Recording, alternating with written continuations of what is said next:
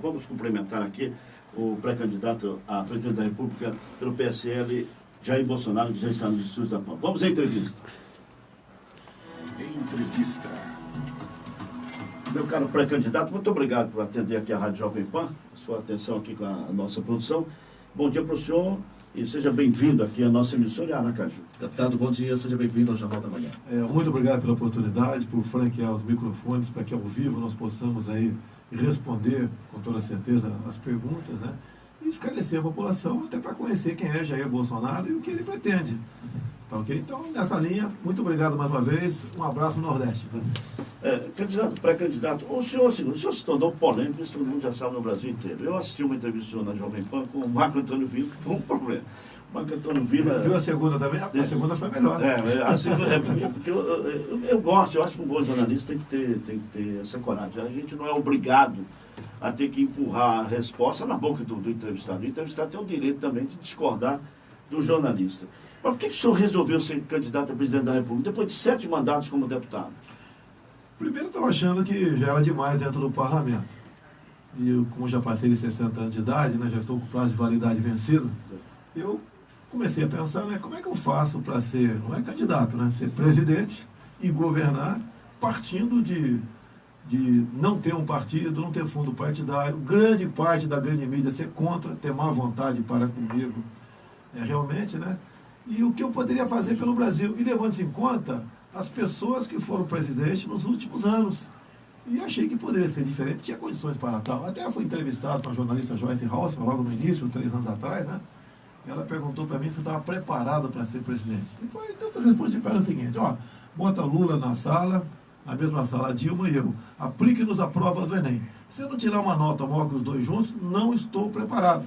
E comecei a fazer minha campanha andando pelo Brasil, tá? E o estado que me marcou foi Roraima. É o pedaço de terra mais rico do mundo.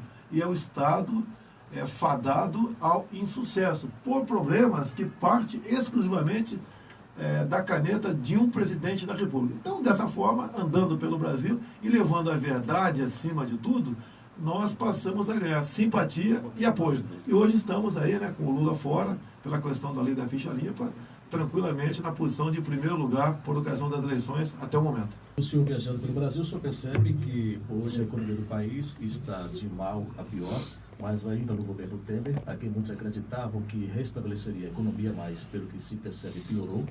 A inflação começa a subir, o desemprego bate na casa dos 14 milhões. Eu pergunto concretamente, qual o programa de governo do Jair Bolsonaro para o Brasil? Primeira coisa, longe de defender o Temer, até que 2 vezes eu votei para que o seu processo tivesse prosseguimento ao Supremo Tribunal Federal. Continuou piorando com o Temer, continuou piorando. O grande problema, eu pergunto, quem quer ser patrão nesse país? Quem quer ser empreendedor aqui, dado uma legislação completamente equivocada, burocratizada, cheia de regulamentações, onde tudo é cobrado do patrão como se ele fosse um bandido, porque politicamente falando é mais fácil defender o empregado, a massa maior está ali do que o patrão. Então a política não é apenas a economia pela economia. Você, por exemplo, no meu estado, Rio de Janeiro, praticamente não tem mais turismo por causa da violência, e o turismo movimenta 10% do PIB no mundo. Se pegar com radicalismo, sim, o combate à violência, você traz recursos para o teu país, de fora do turismo, movimenta o dinheiro dentro, porque o turismo interno também é muito importante. Bem, você tem que, no meu entender, esta área, violência, tem que ser atacada. E a questão na questão da economia é desburocratizar, diminuir o tamanho do Estado.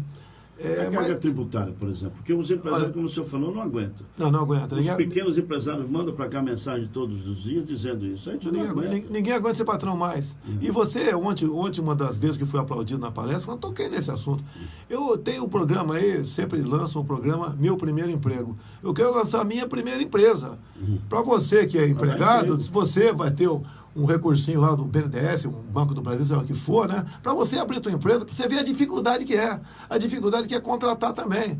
Nós votamos há pouco aí uma pequena modificação na legislação trabalhista, né? E quem votou favorável, como é o meu caso, apanhou. Está tirando direito. Eu te pergunto uma coisa, né? O empresariado tem dito para mim, e parece que é uma verdade, vocês podem confirmar isso daí. o empresário atendido. O trabalhador vai ter que decidir um dia.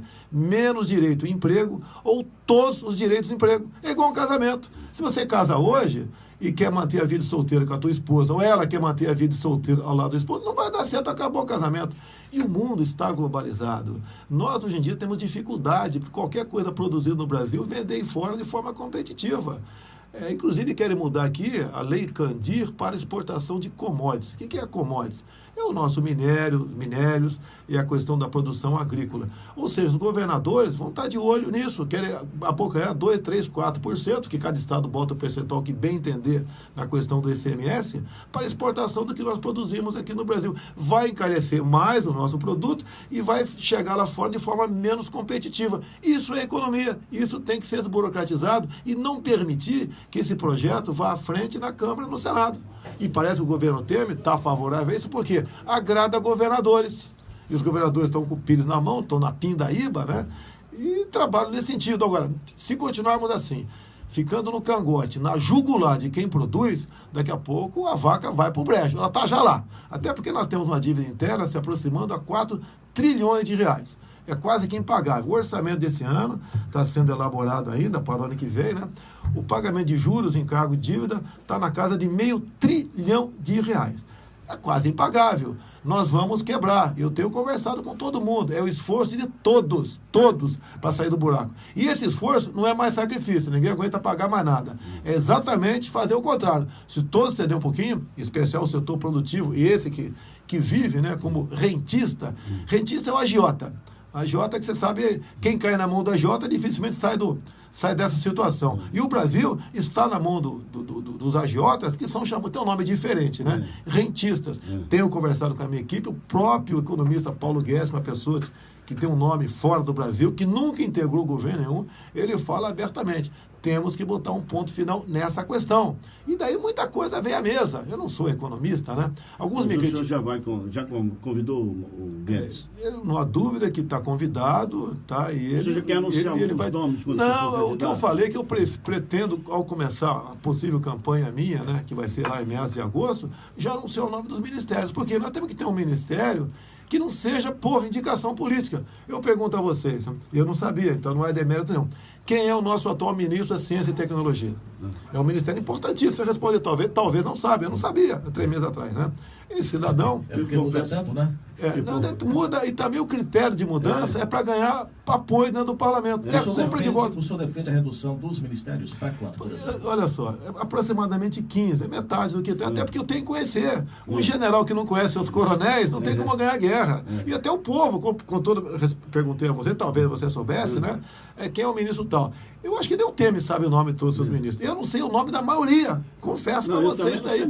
Até porque, pela péssima qualificação. O ministro da Ciência e Tecnologia tem que ser uma pessoa que entendesse do assunto, que fale em pesquisa, fale em inovação, empreendedorismo, né? Busque tecnologias lá fora, faça parcerias com o Japão, com Coreia do Sul, com Israel, com os Estados Unidos, e não é essa preocupação.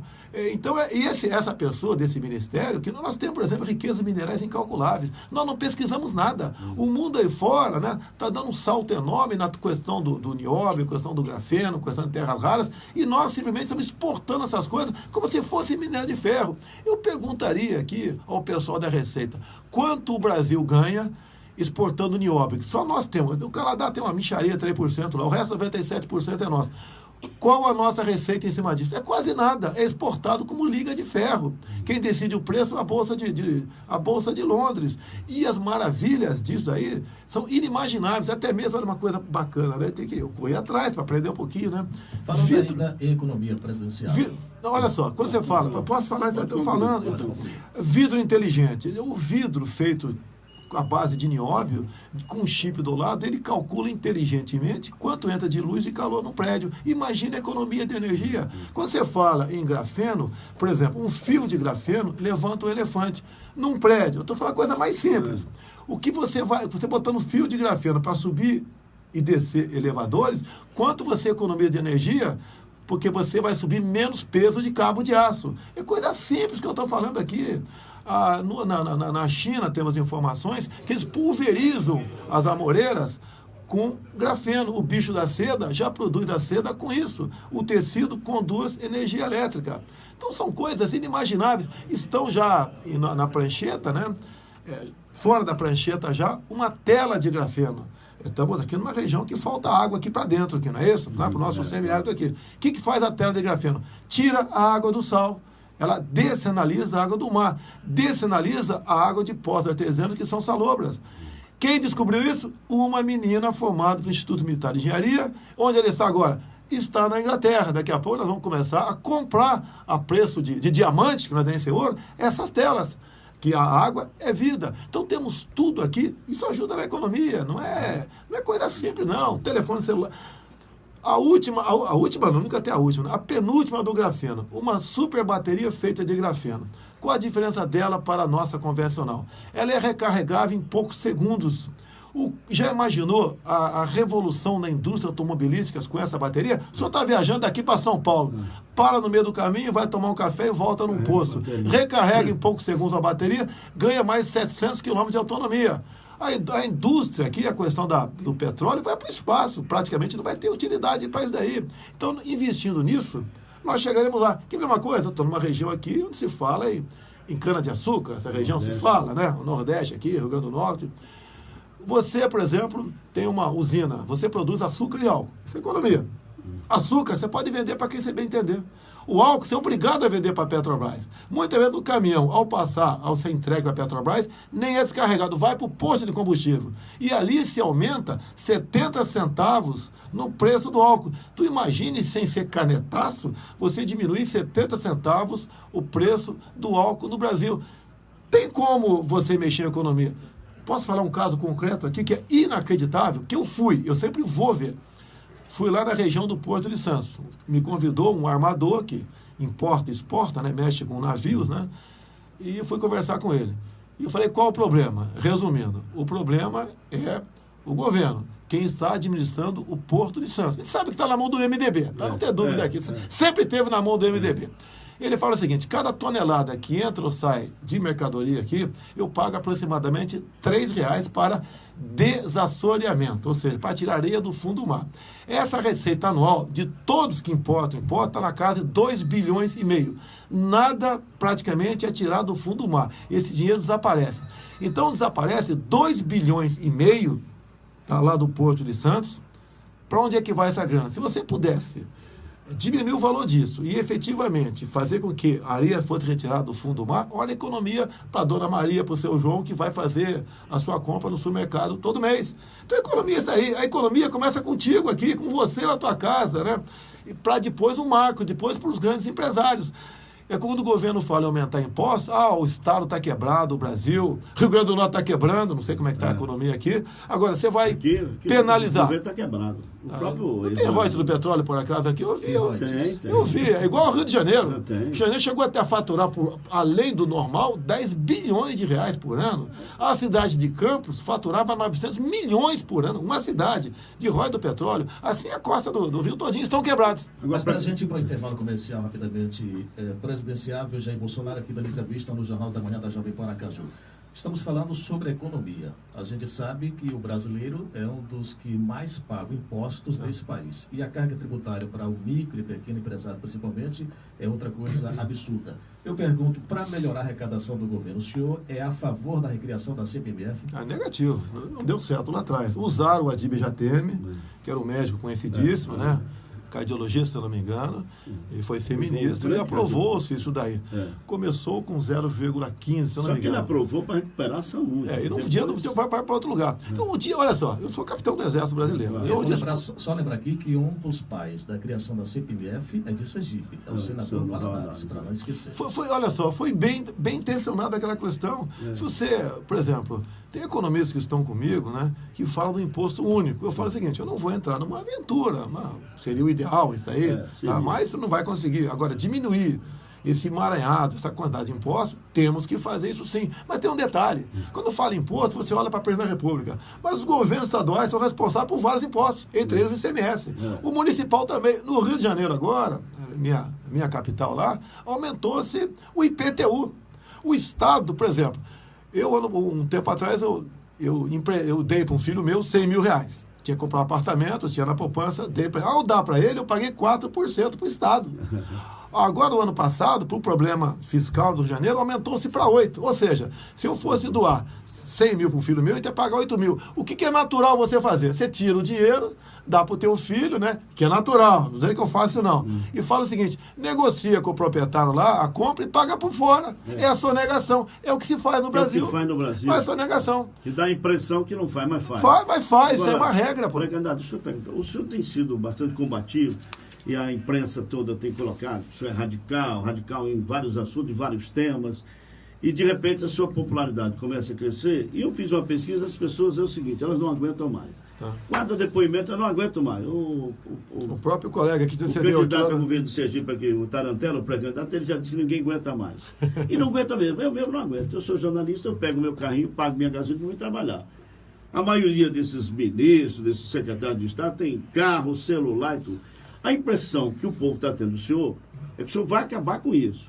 Aí eu fiquei me lembrando da época de Collor, vai acabar com os Marajás, todo mundo diz vai acabar. Como é que o senhor garante que vai terminar, digamos, pelo menos grande parte disso aí? Olha, fala que eu vou acabar, tem que acabar com o privilégio de parlamentar. Primeiro que essa competência é lá da Câmara, não é minha. Não é do presidente da República. Ela pensa que é o presidente, mas o senhor pode ajudar. Não, ajudar eu posso. Agora, eu vou comprar uma briga com... Não vou dizer com os 513, com os 400 deputados. Eu preciso dos caras para aprovar alguma coisa. Está disposto a isso? Mas não é que a questão está disposta, eu vou inviabilizar o governo no primeiro dia. Eu não quero fazer acordos com o parlamento. Eu quero que essa questão cobre dos deputados, cobre agora do seu candidato a deputado federal, a senador, medida nesse sentido. Agora, diga uma coisa, o que nós gastamos muito na Câmara, assim, mas não é nada perto daquilo que você tem ao apoiar o governo em cima do toma lá da cá. Você vai, por exemplo, no YouTube aqui, vê lá o Paulo, o doleiro Alberto Youssef, depondo, né? Tem horas de depoimento. Em dado momento ele fala que para integrantes do meu ex-partido, o PP, alguns ganhavam por mês 250 mil reais. E é verdade. Tanto é verdade que quebraram a Petrobras. O meu partido apoiou, exceto eu, porque quem disse isso foi o ministro Joaquim Barbosa, né? Falou que o único deputado que não foi comprado pelo PT foi o senhor Jair Bolsonaro. Ao analisar as planilhas de votação, eu só tenho uma coisa para vender lá, o nobre companheiro. Eu tenho meu voto. Tá? Quando você vai lá numa granja, tem que comprar galinha ou ovos, né? Você vai no açougue, carne, na padaria, compra pão. Quando o governo vai no executivo para comprar voto. Então, quem vende o voto para o governo tinha essa entrada na Petrobras, tinha em outros estatais, tinha nos fundos de pensões. Né? Tá, mas vamos lá. Para o senhor reformar o Estado brasileiro, o senhor vai ter que fazer as reformas. Eu vou fazer. Essa da Previdência que o governo também empurrou e não consegue. O senhor vai ter que fazer uma reforma administrativa. O Estado brasileiro isso vai ser feito, a diminuição do tamanho do Estado, aí o senhor vai Agora, dentro do Legislativo não tem influência, não. Alguém quer que eu cobre... tirar privilégio de parlamentar. Mas quando o senhor levar as reformas, o senhor depende do Congresso. Sim, depende do Congresso. O senhor conhece bem isso. Conheço. Como é que o senhor vai fazer? Porque os outros prometem antes, como o Collor prometeu, e lá na hora... É o tal da questão do tomar lá da cá, né? Eu tenho ouvido aqui o pessoal do Partido Novo, por exemplo, e outros partidos que vieram aqui, dizer o seguinte, bom, nós vamos fazer os projetos e vamos dizer ao povo. Olha só. Nós estamos trabalhando nesse sentido para que você não continue, né, ao querer aprovar alguma coisa, entregar estatais, diretorias de banco, ministério para partido. Liberar verba. Então, como eu falei agora há pouco, eu ministro de Ciência e Tecnologia. Tem que ser, por exemplo, o astronauta Marcos Pontes. Estou chutando aqui, o cara que entende do assunto. Então, nós já fizemos meia dúzia de reuniões, estamos 60 deputados, devemos chegar a 100 no corrente ano. São deputados que não querem continuar sob suspeição, que nós somos suspeitos para tudo lá dentro. Você pode ver, cada semana que passa, uma nova operação da PF, colega nosso sendo denunciado, alguns presos, e eles não querem, muitos deputados não querem continuar, né, de uma forma ou de outra, colaborando com isso. Como é que seria esse apoio? De forma individual. Ao nós andarmos pelo Brasil, nós levantamos problemas do Estado, da região, que atendam a todos, ou de bancada. Temos a bancada evangélica, temos a bancada ruralista, que é importantíssimo, né? O agronegócio que está mantendo a nossa economia respirando aqui. Então, para tratar desses assuntos, pacotões desse assunto que vai atender a maioria dos parlamentares. E o voto não vai ficar ligado ao líder do partido, que sempre funcionou como líder sindical. Essa aqui é a proposta. E digo mais, se é para fazer a mesma coisa, estou fora. Estou com 63 anos de idade, tenho uma filha de 7 anos, sou capitão do Exército Brasileiro, não quero conversar um dia com o Sérgio Moro em Brasília, em São Paulo, tá? E em Maceió, em Natal, aqui, mas não quero conversar em Curitiba. E esses parlamentares penso da mesma maneira. Deputado Jair Bolsonaro, o senhor já fez críticas a quem faz da política uma profissão e não sacerdócio, correto? Já fiz críticas, sim, muito, e pesada muitas vezes. Pronto, eu pergunto ao senhor, é correto o pai ser deputado, ou prefeito, por exemplo, e ter também a esposa, o filho, o neto e até o bisneto no executivo sim, ou no legislativo? No caso do senhor, não chega a tanto, se resume aos filhos, que são 3 comandados, um deputado federal, um deputado estadual e um vereador. Neste caso, o senhor também faz da política uma profissão? Olha só, o meu filho, o 03, que eu chamo, né, o Eduardo, Eu chamo pelo... o 03, pelo nome que eu troco o nome da molecada, tem o 5. O 03, policial federal, concursado, obviamente, estava lá trabalhando em São Paulo, no aeroporto de São Paulo. Ligou para mim, pai, posso vir candidato a São Paulo? Bem, tá certo? E com o meu nome, com o meu prestígio, se elegeu. Não gastou nada, né? Nós três gastamos 400 e poucos mil reais na campanha total. Recusando 200 mil da JBS Friboi. Foi o único que devolveu. Mas disseram que depois o senhor recebeu de volta pelo partido. Não, eu te respondo. Isso é mole responder isso aí, né? Inclusive, estou processando o Ciro Gomes, porque, com todo respeito... Né, Ele quem disse isso? O Ciro Gomes disse que eu lavei dinheiro. Tá? O Ciro Gomes, para entender dessa questão... Porque o partido... Não, olha só. Em 2014, mudou a regra do jogo. A empresa, o empresário não podia doar mais para o candidato, tinha que doar para o partido. E a JBS Friboi, em torno de 400 milhões de reais, doou para partidos. Meu partido abocanhou, não sei quantos, 30 milhões de reais lá.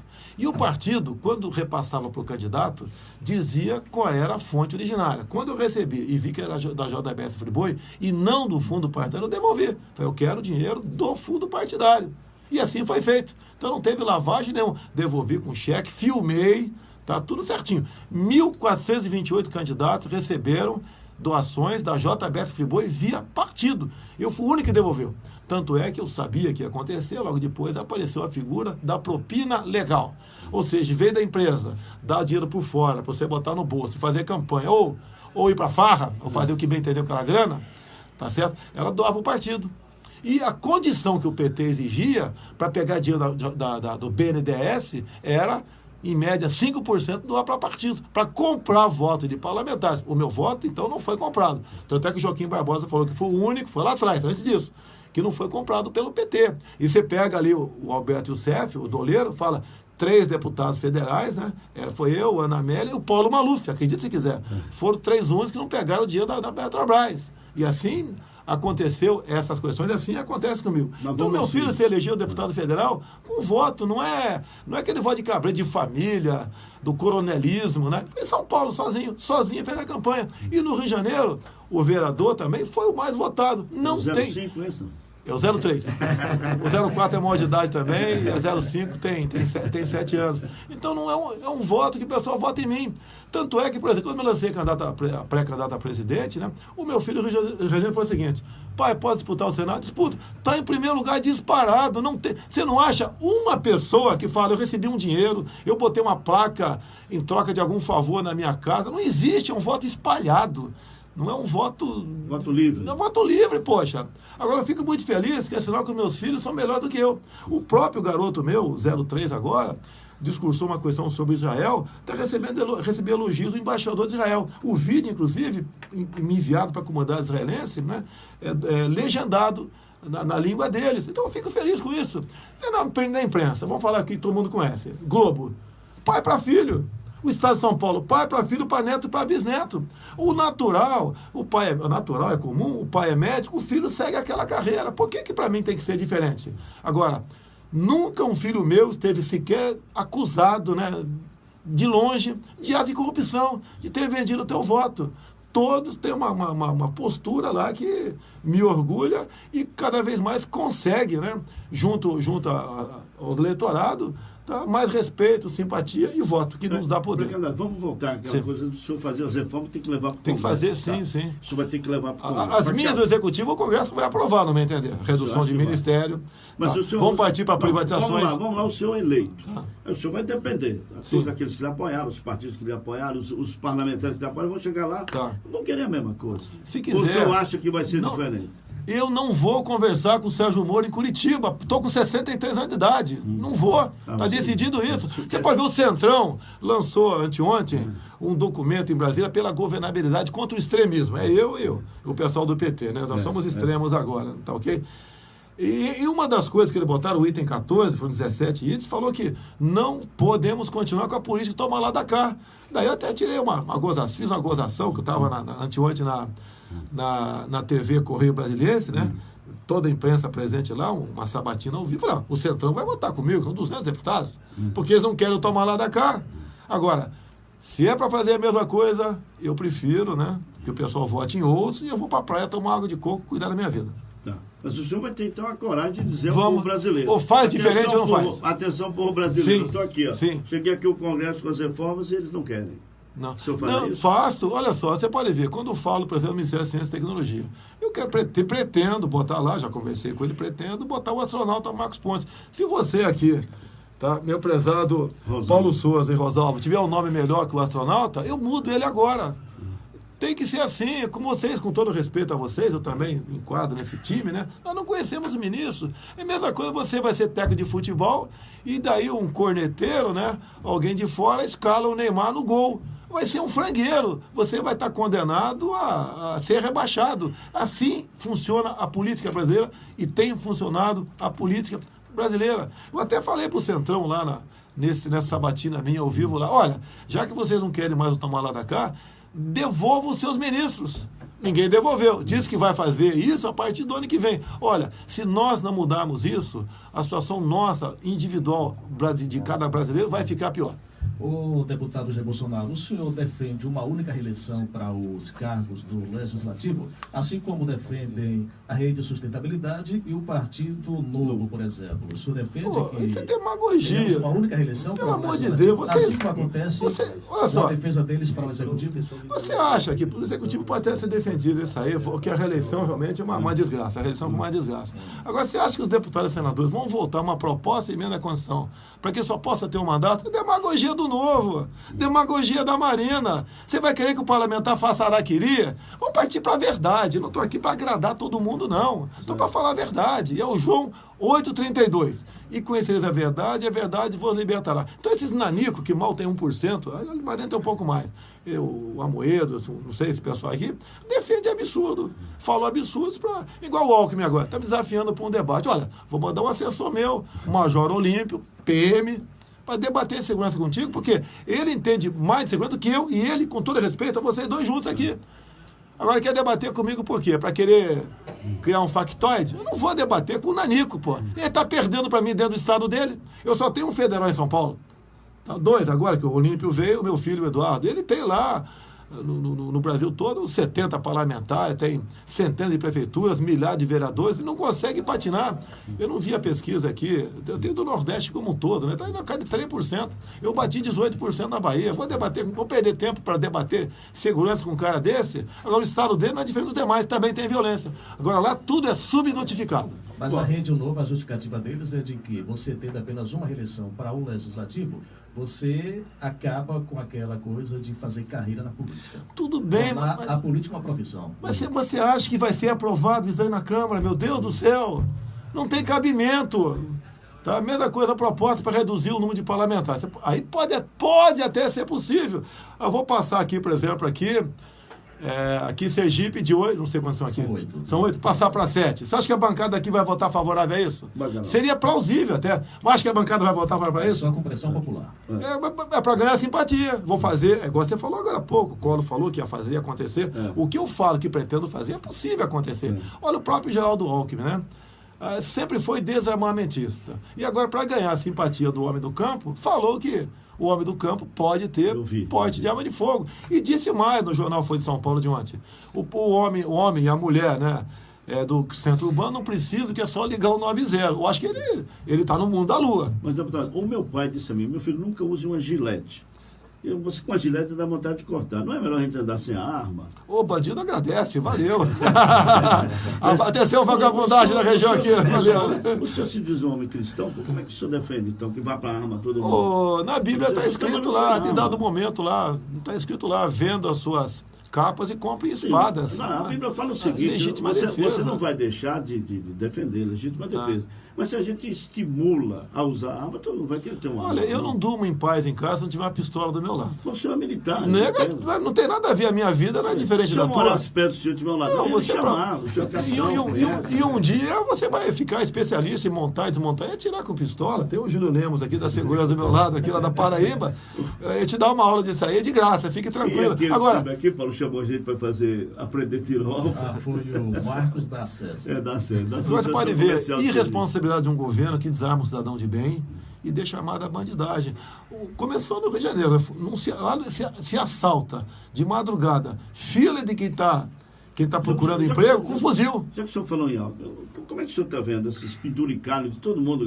Por exemplo, no Judiciário, no Ministério Público, Defensoria, todo mundo tem auxílio moradia. Tá. Você mora em Aracaju, trabalha no interior, tem direito, eu acho que teria, de vir para o interior. Mas ele está aqui em Aracaju e está recebendo. Antes de você responder, por outro lado, só para complementar, por outro lado, agora em São Paulo, os graduados já ganhavam 20, 21 mil, vão passar agora para o teto. O grande problema nosso, na Previdência em especial, é o pessoal do serviço público. Sim. Você pode ver, Câmara Municipal do Rio de Janeiro, o senhor está lá ganhando 10 mil por mês, concursado. O senhor fica 8 anos, não cai comissão de 10 mil, o senhor passa para 20. Fica mais 8, passa para 30. E uma das propostas nossas é acabar com essas incorporações. Nós temos a lei do teto, que é uma emenda à Constituição. Não é cumprida. Não é cumprida. O próprio judiciário não cumpre isso aí. Não é apenas auxílio moradia. Tem juiz aí que de vez em quando ganha 400 mil por mês. Como tivemos um em Mato Grosso, um retroativo, etc. É uma festa esse negócio.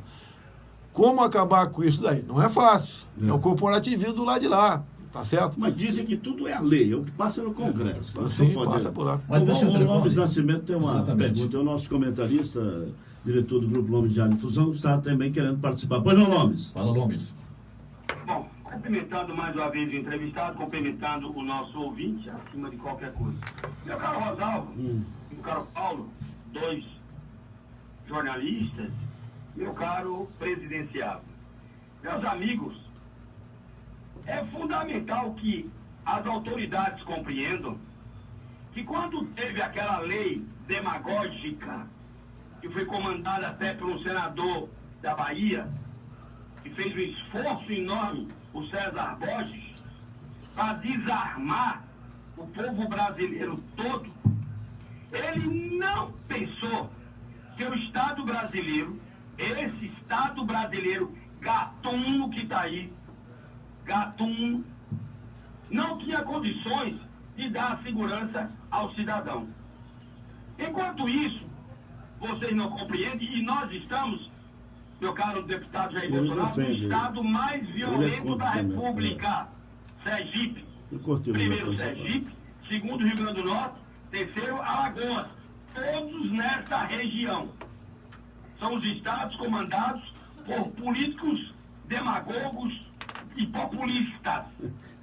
Os estados que os populistas comandaram, chegou aí, ó. Sergipe, primeiro lugar no Brasil. Então, o que eles fizeram? Fizeram aquela confusão toda no Brasil. Vamos desarmar o Brasil e não tiveram condição de dar segurança ao cidadão. Agora eu quero perguntar, se o marginal, Rosalvo, sabe que você na sua casa não pode ter uma garruncha, 2 tiros e uma carreira. Não sei nem de já vai badói. invadir sua casa, sabendo que vai encontrar o quê? Absolutamente nada. Porque quando a polícia pega você portando uma arma, você resiste, você vai pra cadeia, você vai preso, você vai humilhado. O cidadão brasileiro não aguenta mais humilhação, não. Então, o Estado brasileiro hoje é uma vergonha. Eu quero dizer isso, meu caro deputado. O Estado brasileiro hoje é uma vergonha. O Estado não tem condição de lhe oferecer nenhuma segurança, mas lhe cobra tudo. E por que não resolve a insegurança brasileira? Por que não dá segurança ao cidadão? Aí em Sergipe se mata delegado, se mata coronel, capitão, se mata tudo. Ainda eu sou a favor, sim. Quero dizer o seguinte, que não haja o uso indiscriminado de armas, mas que o cidadão de bem cidadão de bem possa ter a sua proteção dentro da sua casa. Que a Constituição é clara. Dentro da sua casa manda você. Ninguém pode invadir sua casa a não ser sua ordem judicial. Mas o marginal entra, lhe mata, estupra sua mulher sem ordem nenhuma. Porque o Estado é fraco. Então, quero dizer, não adianta, Rosalvo, ficar rezando para Santo Antônio, São Benedito, os santos todos, se esses santos não resolve nada. Prossiga. Parabéns, Lomes. Parabéns. Você encarnou o espírito de Jair Bolsonaro aí. Parabéns. Daqui a pouco os ouvidos vão pensar que Lomes agora é um Bolsonaro. Peraí. Eu venho de uma escola, não nego. Eu fui eleitor, amigo de Antônio Carlos Magalhães. Toda a minha formação política na Bahia foi ao lado de ACM. E com muita honra. Foram convivência de 36 anos. 36 anos. Luiz Eduardo, que você conheceu tanto, era meu compadre, meu irmão. E eu aprendi muito com ele isto. Uma república que não defende o seu povo, ela está fora de ser uma república democrática. Então o Brasil, ao meu ver, não tem condições nenhuma de proibir ninguém de ter na sua casa a única coisa, até para inibir esses marginais militantes que estão por aí. Prossiga. Muito bem, Lomes, exatamente. O que eu coloquei, inclusive, aqui para o presidencial, o pré-candidato Bolsonaro, e os ouvintes da PAN já sabem, é que o Grupo Lomes de Difusão, desde que se instalou em Sergipe com a Jovem Pan, faz o jornalismo imparcial, ouve todo mundo. E por isso o senhor está aqui ao vivo. Me permite aqui, Lomes, eu conheci sim um pouco do garoto lá, né? O filho do Antônio Carlos, né? O Luiz Eduardo. Morei na mesma aprumada, no mesmo prédio dele, lá na SQN 302, e ele faleceu em 98. Te digo uma coisa aqui, né? Com o teu sentimento você vai entender o meu recado. Ele faleceu em 98. Seria, sim, com toda a certeza, o presidente da República eleito em 2002.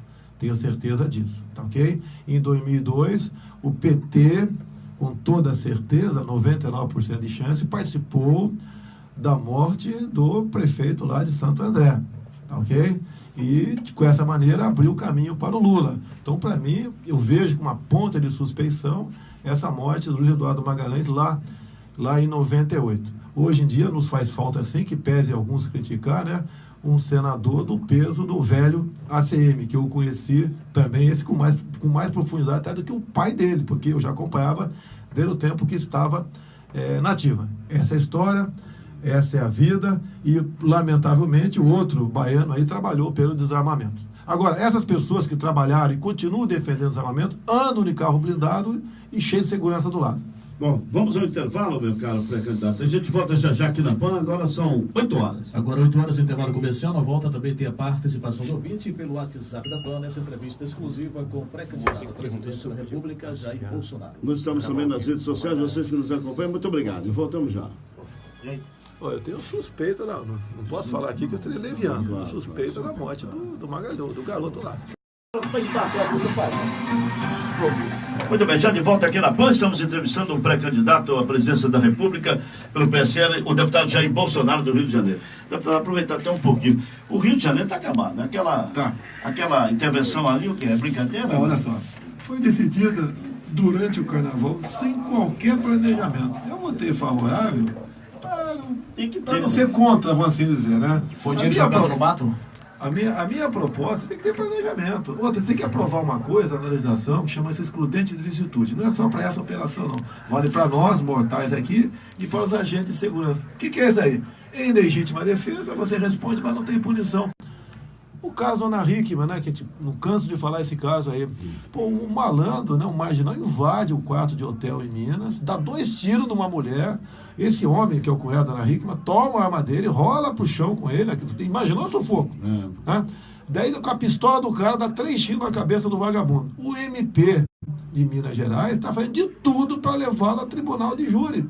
Um policial militar, por exemplo, dá mais 2 tiros no vagabundo. O vagabundo tem 1 quilômetro de ficha corrida.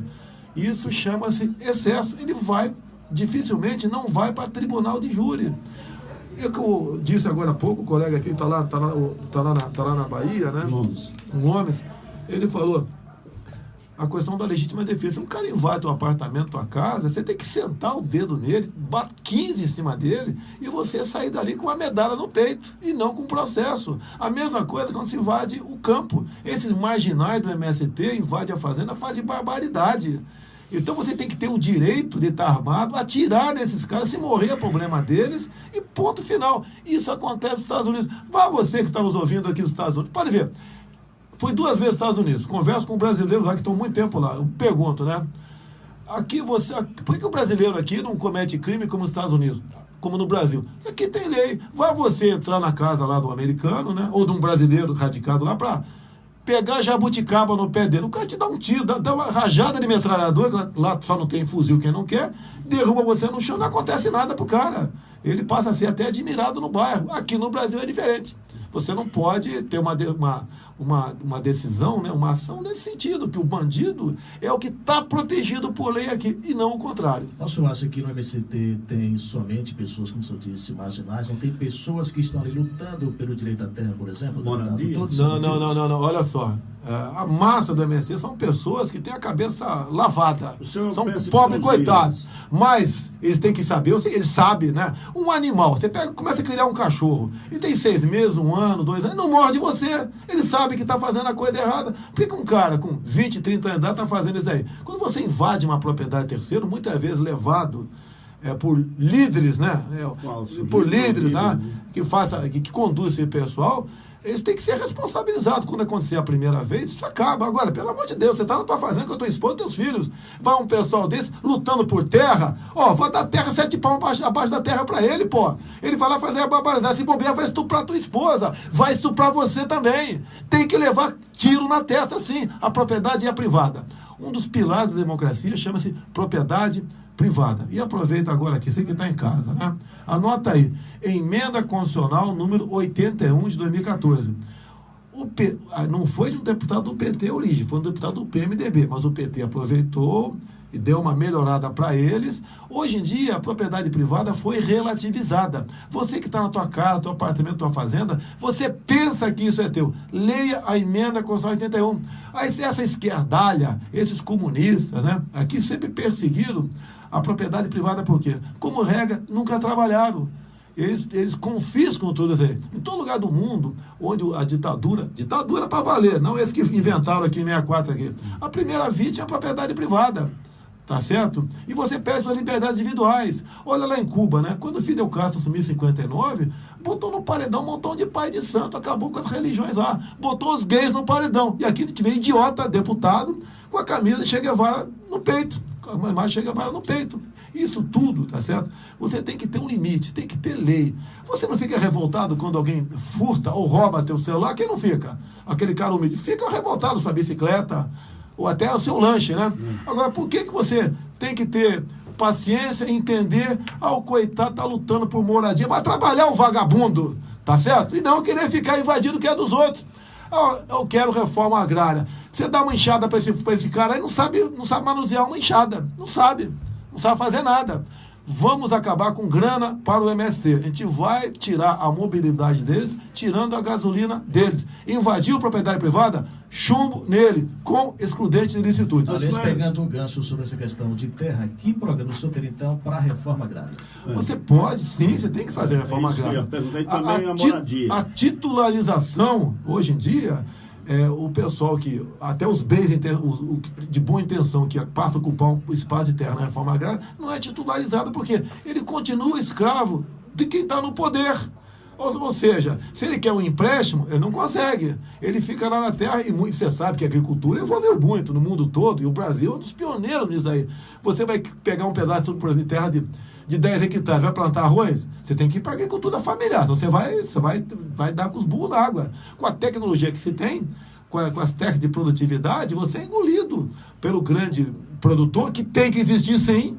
Não sou contra O pessoal apelida, né, quem está produzindo muito de latifundiário. O cara tem que produzir, meu Deus do céu.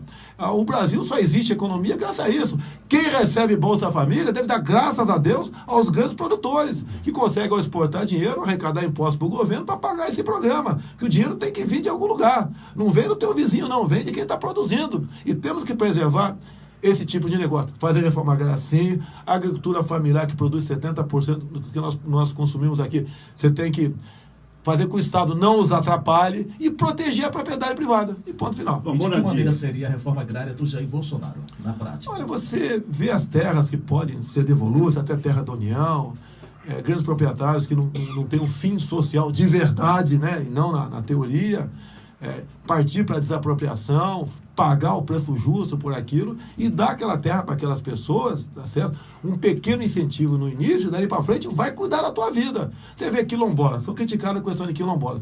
Tem que acabar com a maneira de quilombolas sobreviver, com o recurso do Estado ad eterno.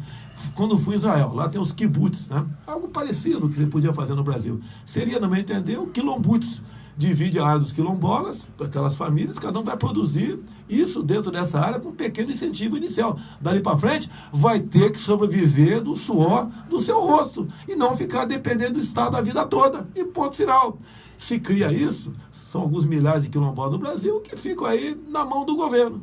E agora o governo usa politicamente isso aí. É como usa o Bolsa Família. Se votar no Bolsonaro, vai acabar com o Bolsa Família. Usa o tempo todo isso, mentiras, em troca do quê? Sensibilizar o eleitor, muitas vezes não, pobre no final da linha, sem muita cultura, dizendo que vai perder uma coisa, se votar no outro candidato. O próprio Lula, quando não estava no poder, sempre dizia, né, criticava o FHC, o governo com esses projetos sociais aí, está fisgando pelo estômago pobre. Quando ele assumiu, fez pior. Até você ver, não só a imagem do Lula falando isso, bem como depois no governo, o Zé Dirceu falando. Num primeiro momento, o Zé Dirceu disse, você viu o potencial de votos que nós temos? Se nós botarmos agora 5 milhões de pessoas no Bolsa Família, ele vê quantidade e tem um fim social? Tem, mas como regra, é um fim eleitoral. Se o senhor ganhar, vai mudar? Não, Bolsa Família tem que atacar, é a fraude. O ano retrasado, foi feita uma faxina no Bolsa Família, tinham mais de 100 vereadores. Numa cidade de Marau, Rio Grande do Sul, 1/3 da população, com todo respeito, era gente como os senhores estão aqui do meu lado. Não com o caráter, né? Mas recebia, que tinha emprego, a mulher era bem empregada, tinha casa própria na cidade e 1/3 são fora. Mas o senhor diz que essas pessoas precisam trabalhar, o governo ajuda inicialmente e ela toca a vida sozinha. Se o senhor disse que mantém o Bolsa Família, então não é algo... Não, olha só, tem gente... mais ou menos o seguinte, 1/3 está na fraude, mais ou menos, tá? O outro 1/3 tem como reinserir no mercado de trabalho se o governo não atrapalhar. O governo, o presidente não cria emprego. Ele só cria emprego, sabe como? Quando cria cargo e comissão e abre concurso público. Quem cria emprego é a iniciativa privada. Se o governo deixar de atrapalhar quem queira produzir, abrir sua empresa, ter, logicamente, os seus fiscais, mas não dar amplos poderes para os fiscais, através da subjetividade, partir para a multagem, como vem acontecendo no campo, você tem como produzir. É que eu perguntei, conversamos agora há pouco, quem quer ser patrão no Brasil?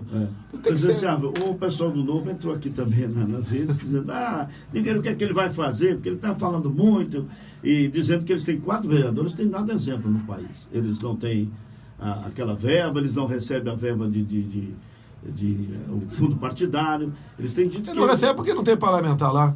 Tá, então mas eles estão recebendo guardando. Eu não vou discutir com quem não tem 1% em pesquisa. Que não tem 1% em pesquisa. Eu não vou discutir com esse pessoal. É quase tudo demagogia, são coisas que não vai atingir.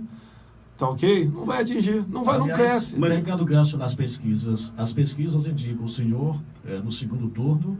Eu pergunto, quais os partidos que o Bolsonaro não aceita se coligar? Partidos envolvidos, por exemplo, na Lava Jato, farão parte da sua coligação em um eventual segundo turno, principalmente? Olha, algum partido me procurou para tentar coligar comigo? Não.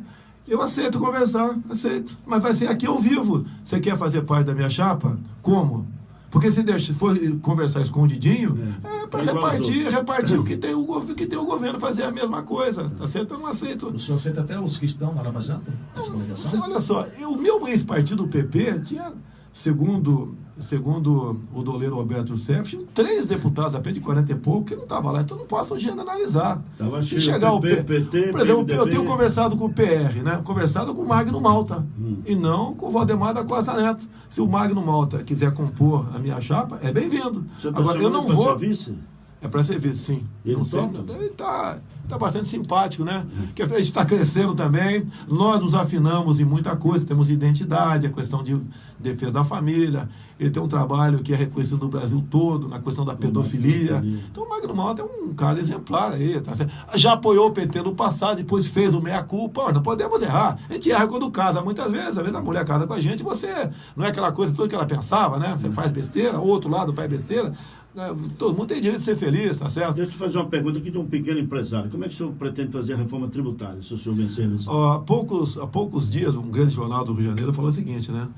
Que para falar sobre esse assunto, você tem que ser PhD em economia. Não é fácil, porque não é. O pessoal olha para você como se você fosse o responsável por tudo. Você tem uma excelente reforma tributária, uma proposta. Daí chega a bancada que defende os governadores e fala, não, nós vamos perder, não queremos. Ou então quem defende os prefeitos, não queremos. É que eu tenho dito para os economistas que trabalham comigo, né? Quando apresenta uma excelente proposta, a gente fica fazendo simulações o tempo todo, fala, bacana, 10, mas não vai passar na Câmara e no Senado. Eu não quero apresentar uma coisa, como o Novo está propondo aí, né? Que não vai passar. Você tem que propor algo que possa ser aprovado, e ponto final. Sim, mas para aprovar, o senhor tem que levar uma proposta. Não, tem que levar, mas olha só, eu vou até agora, vou começar a brigar contigo aqui. Olha, você vai ter que fazer olha só, a forma de fazer política está errada. Você pode ver, o Zé Dirceu teve preso há pouco tempo atrás ali por causa do mensalão. Olha só, por causa do mensalão. O que era o mensalão? Era a grana concedida para o PTB, de Roberto Jefferson, para comprar votos. Agora você tem um outro caso, chama-se a propina legal. São as empresas que deram dinheiro para o partido repassar para os candidatos para comprar voto dentro do parlamento. Agora, na mesma análise, o presidente que porventura dá ministério, diretoria de bancos estatais, para que é? Que dá para partido? Para comprar voto também. Nós não podemos persistir nesse erro.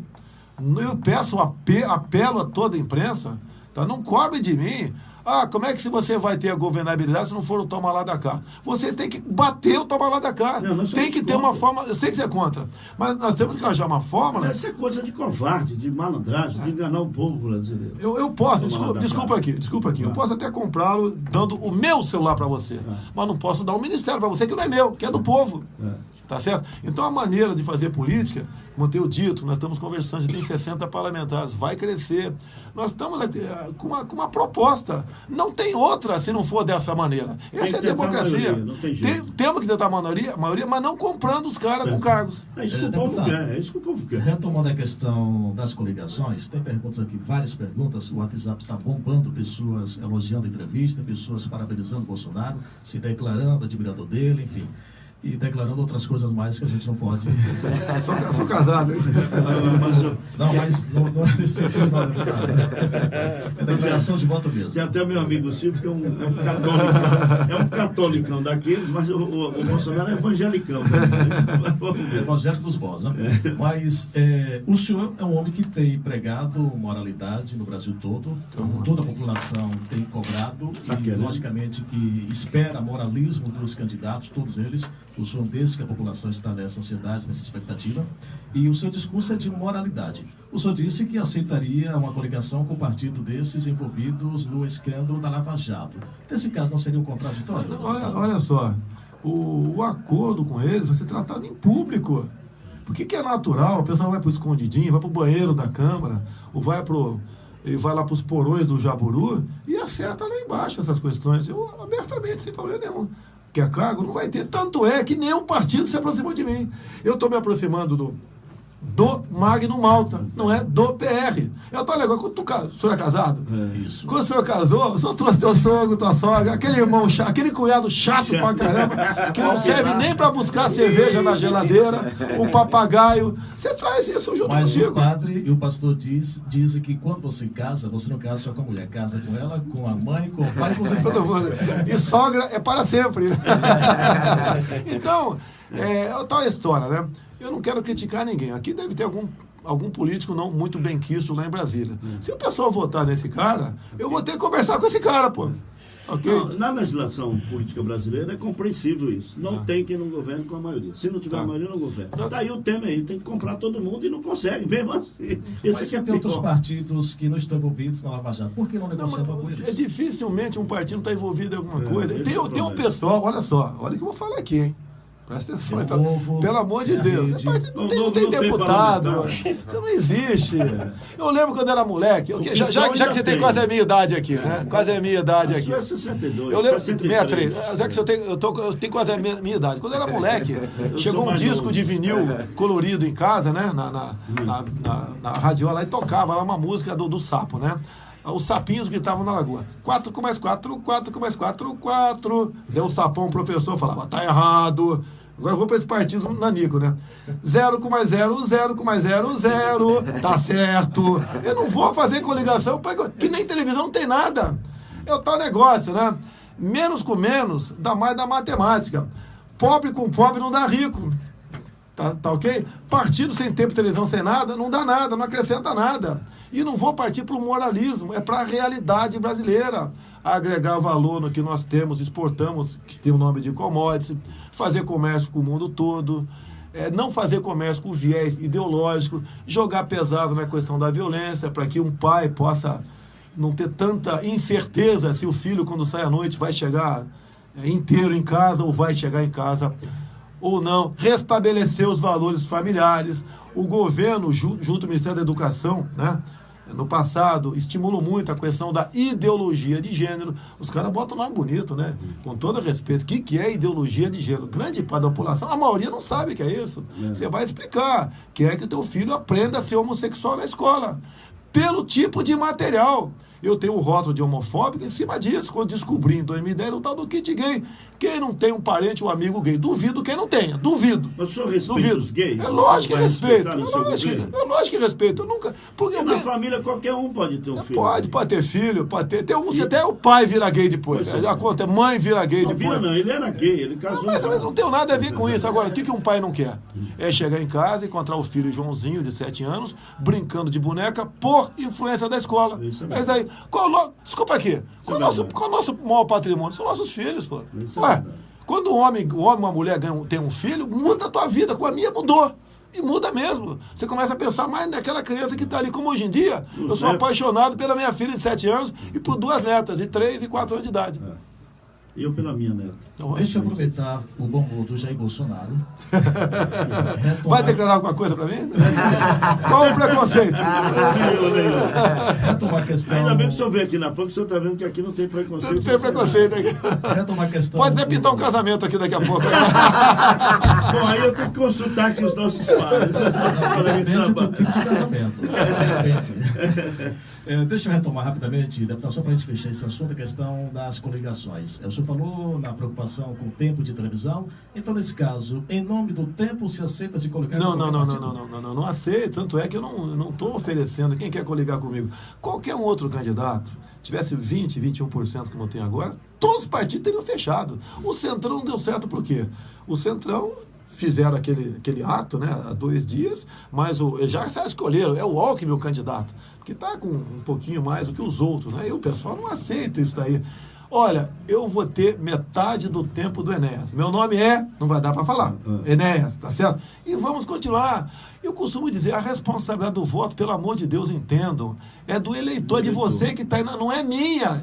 Eu não vou inventar, mentir para você que é careca, você que é cabeludo, você que é gordinho, vou falar que é careca, para ganhar teu voto, não vou. O Brasil precisa, o povo, como regra, precisa ouvir a verdade para tomar a sua decisão. Esse é o meu trabalho, vou até o final dessa forma. Estou há 3 anos trabalhando nesse propósito e está dando certo, sozinho. No começo apareceu o Júlio Lemos aqui da Paraíba do meu lado, outros apareceram, mas a gente está agregando boas pessoas. Hoje temos, por exemplo, quem conhece o general Augusto Heleno? É um homem conhecido, comandou a Amazônia, esteve no Haiti, está na nossa equipe de governo. O próprio Paulo Guedes, que chegou agora, né? Chegou há pouco tempo, mas uma pessoa que eu confesso que não o conhecia.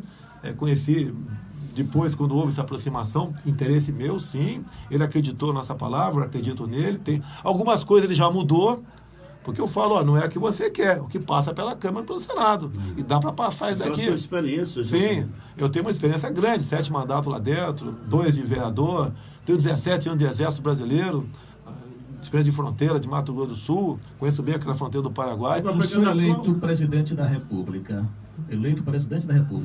A sua equipe de governo será formada por maioria de militares ou de civis? Vai ter muitos militares, pode ter certeza. Pode ter certeza. Vai ter mulheres também no governo? Não interessa se vão ter 15 mulheres, 15 gays, 15 afrodescendentes. Os caras têm que dar conta tem que dar conta do recado. E bom. Eu digo, se tiver alguém melhor que o coronel Marcos Pontes, nosso astronauta, se apresente que eu dou cartão vermelho direto pro Marcos Pontes, está fora. Deixa eu te fazer uma pergunta presidencial. Nos estados, aqui em Sergipe, por exemplo, apareceu o Tarantella como hoje um defensor do seu grupo, ele que começou a movimentar aqui no estado, de repente eu fui ver o vídeo no aeroporto, eu fiquei impressionado, porque para mim só Lula conseguiu levar tanto público. Lula no primeiro mandato, ele realmente encheu ali o aeroporto. E agora o senhor estava lá e eu fiquei procurando, será que não estão mostrando muita coisa? Eu buscava nas imagens, não era fake news, para ver, mas aí eu vi que era o senhor mesmo e estava lá. E não tinha bafo de mortadela lá não, tá? Como é que o senhor está vendo nos estados? Aqui no Nordeste. Não, vamos lá, então vou te falar. Na tela aqui aparece. Se me permite, Miguel Arraes, quando voltou do exílio.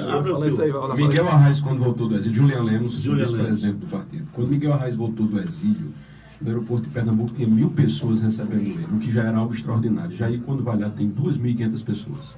Inclusive o jornal e da falaram que isso estava jogando contra o Nordeste e tal. Mas a pessoa fica jogando, joga contra gay, contra negro, contra nordestino, contra índio, contra mulher. Mas fala do Agora não me fala. O senhor acha que o Tarantella tem chance aqui? Não, quem vai falar é ele.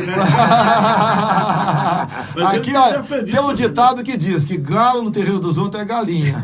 O galo aqui é o Tarantella. Eu digo, me engana que eu... Só complementando, a última passagem do Lula em Campina Grande, da cidade que eu faço parte, ele foi contado, e realmente contado, 400 pessoas. A última vez que Jair esteve lá foram 1.500 pessoas recebendo ele no aeroporto. E outra coisa, de graça, sem receber nada. O cara tá lá e sabe o que tá fazendo. Você perguntar para esse pessoal que acompanhava o Lula no passado, né? O que está fazendo aqui? 30 mil reais. Um amigo meu, policial civil, fez um vídeo. Como é que ele chama o Bolsonaro quando chega? Mito. Eu achava que era Bolsonaro, mas é um mito, né? Um Bolsonaro mito. Um dos apelidos meus de infância, por ser branco igual você, né? A tua canela ia ser igual a minha, era Par Mito. Par mito. O nome gosta de par. Tirou o par fora, ficou mito aí. Eu ainda entendi, parecia a torcida do Flamengo. Eles gritando, né? O mito chegou. Parabéns ao Mengão, 2-0 ontem, né? Eu não posso falar isso, porque na torcida tricolor fica contra mim. Três temas que eu já estou cansado. Eu estou na sua faixa de idade também. Eu já cansei. Toda eleição, nós vamos priorizar a educação, a segurança pública, a saúde. Os três são falidos no país. Como é que o senhor resolveu? Olha, a questão da educação, quem entende o assunto diz que levaremos 50 anos para desintoxicar do marxismo cultural. Isso é uma verdade. Você não consegue entender o universitário, né, com Camilo Che Guevara.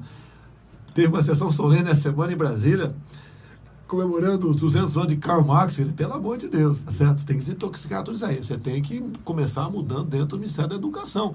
E lá, para tirar comissionado é fácil. Agora tem cara lá, eu vou até naquela linha do MST que tu falou, que ele defende o socialismo porque está na cabeça dele, não é maldade, está na cabeça dele. Ele foi formado em cima disso. Nós temos que desfazer, lavagem cerebral, temos que desfazer tudo isso aí.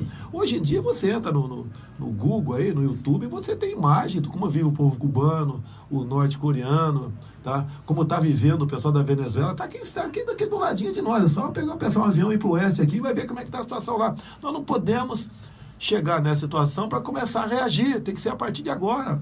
Modificar o currículo escolar. Se gasta muitíssimo mais com o nível superior do que com o básico e o médio. Por que no ensino médio não parte para você ter uma profissão técnica? Eu, como tenente do Exército, fiz curso. Isso no passado. Tinha. Eu, como tenente do Exército, na ativa, fiz curso para consertar geladeira e máquina lavar roupa lá no Rio de Janeiro. Hoje em dia, te garanto, lá onde eu moro, na Barra Tijuca, se eu fizer uma pequena readaptação aí, em poucos dias, e for viver para consertar máquina lavar e geladeira, eu vou ganhar, o mês tiver tudo errado, eu ganho 10 mil reais, sem empregar de ninguém. Vale muito mais do que um diploma. Você bota na parede, que muitas vezes o diploma, o cara só conseguiu o diploma para dizer que tem o título, não sabe fazer nada e está desempregado aí. Não adianta. Sim, isso é educação, saúde. Então, um caos total. Aqui mesmo cheio de problemas de saúde. O Brasil está naquela situação que o paciente, né, tem que deixar o dedo e amputar o corpo. Nessa situação. Questão de saúde. Não é fácil, não. Não sou médico. A minha profissão é exatamente o contrário. Olha aqui uma coisa, vamos supor. O senhor é uma pessoa do povo aqui. E fez algum exame de sangue, de fezes agora, tirou uma chapa, não sei o quê. E foi lá no Rio de Janeiro. Chegou no Rio de Janeiro, o senhor tem um problema, vai para o hospital. O senhor tem que fazer os mesmos exames novamente. Por que não informatizar, ter a tua vida informatizada nessa área? Você vai evitar gastar dinheiro do SUS lá no Rio de Janeiro. E vai ser, o médico lá vai ver a tua vida pregressa ali, sanitária, e vai dar um diagnóstico para você. Esse é um dos problemas, um dos probleminhas. Não adianta o candidato vir aqui, o pré, e falar que vou arranjar mais dinheiro. Da onde o orçamento desse ano que está sendo feito, o pessoal está buscando, não vai achar.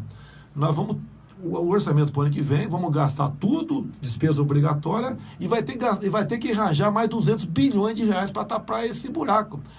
Volta a questão da saúde. Aí é o interesse politiqueiro na história. Olha só, uma das despesas grandes na saúde chama-se UTIs. UTI, tem vários tipos de... vários motivos. Por exemplo, prematuro. O cara nasceu antes de 9 meses. Ele fica um mês na UTI. O gasto diário está na faixa de R$4.000. Como é que você evita o nascimento prematuro? Tá? Isso quem diz são médicos para mim. E é um pedacinho da saúde. Evita, por exemplo, fazendo que a mulher submeta a dois controles, né? A 2 preventivos ao longo da gestação. Um é o bucal, que leva ao parto prematuro. A mulher com cárie, tá, com problemas bucais, leva isso aí. E outra, exame de urina. É o aparelho reprodutor feminino, exame de urina. E você elimina, como foi feito em Mato Grosso do Sul, 70% de prematuros e evita, então, 4 mil por dia em médico UTI. Agora, por que interessa? Quando você não tem UTI, você vai para particular, que está na mão de um político. E uma outra pergunta, já tirar dessas instituições todas da saúde do Brasil inteiro, político. E quem gerencia, a gente percebe, aqui tivemos tantos deputados federais eleitos pela saúde. O que vai acontecer? Com todo respeito, eu não sou, apesar do meu nome ser Messias, né? Estou longe de ser o salvador da pátria. Eu quero ser o cara que tem proposta para fazer diferente do que está aí. E alguns falam, não tem maneira. Então vamos continuar sendo escravos dos políticos. Vamos tentar mudar isso aí. Para a gente concluir, o senhor pretende rever a PEC que Temer aprovou, onde congelou investimentos em saúde e educação por 20 anos, por exemplo? Não é essa informação que chega especial junto aos mais pobres, né? Esse montante é corrigido ano a ano de acordo com a inflação. Então está congelado, para não aumentar mais gastos nessa área, como funcionalismo. Tá? Você vai abrir um concurso, não vai mais agora, tá? Vai abrir de acordo com uma folga que tem lá atrás. Essa que é a intenção. Votei favorável a isso. Se errei, não sei, a gente vai ver lá na frente. Quantos planos econômicos tivemos no Brasil? Cruzado, não sei o quê. Até que o real foi que parece que deu certo. Não, parece que deu certo, porque na metade do governo Fernando Henrique, né, a taxa Selic do seu Pércio Arida, que está me criticando aí agora, ele botou, ou melhor, o imposto, né, o taxa de juros, bateu a 60%. E daí, essa dívida monstruosa de 4 trilhões que temos aí.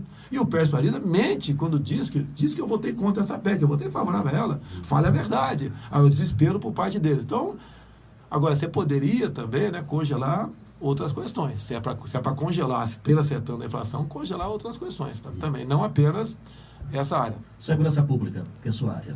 Segurança pública? Começa com a segurança, desculpa, aqui dentro da tua casa. Eu não sei a tua opinião. Eu não consigo ficar dentro da minha casa, nem o Júlio Nemo, sem uma arma. Não sei você. Porque o vagabundo pula o muro, entra lá e faz barbaridade. Começa lá. Tá, okay? Dois com cara de militares, a gente fica mais seguro. Presidenciável Jair Bolsonaro, muito obrigado pela sua presença aqui nos estúdios da Rádio Jovem Pan, participar aqui do nosso jornalismo. Eu te agradeço também ao Tarantela, que teve seu espaço e vai ter sempre aqui na PAN. Também ao Júlio, que compareceu, toda a assessoria, pela atenção que vocês também... É uma questão de lealdade com quem faz um bom jornalismo. Eu reputo assim, não estou dizendo que vocês privilegiaram a Jovem Pan, mas assim, Nós fazemos jornalismo dessa forma, o próprio candidato a governador do estado, seu pré-candidato na tela, sabe disso. Então a gente agradece pelo senhor ter dado sua assessoria e atenção aqui à Jovem Pan. Nosso muito obrigado pela atenção, deputado. Seja bem-vindo, sinta-se à vontade, Aracaju, e boa sorte na sua pré-candidatura. 30 segundos, né? Pronto. O Brasil precisa eleger esse ano um homem ou uma mulher que seja honesto, tenha Deus no coração e seja patriota. Eu acho que com essa base nós podemos construir o futuro do Brasil. Muito obrigado pela oportunidade e meu grito, né? Brasil acima de tudo, Deus acima de todos. E o seu mito, quando for à Bahia, está lá as emissoras do Grupo Nomes de Radiodifusão também. Valeu, obrigado. Obrigado. Bom, final do Jornal da Manhã da PAN. Vocês também que nos acompanham no Facebook, nas redes sociais aqui da PAN e no meu pessoal, muito obrigado.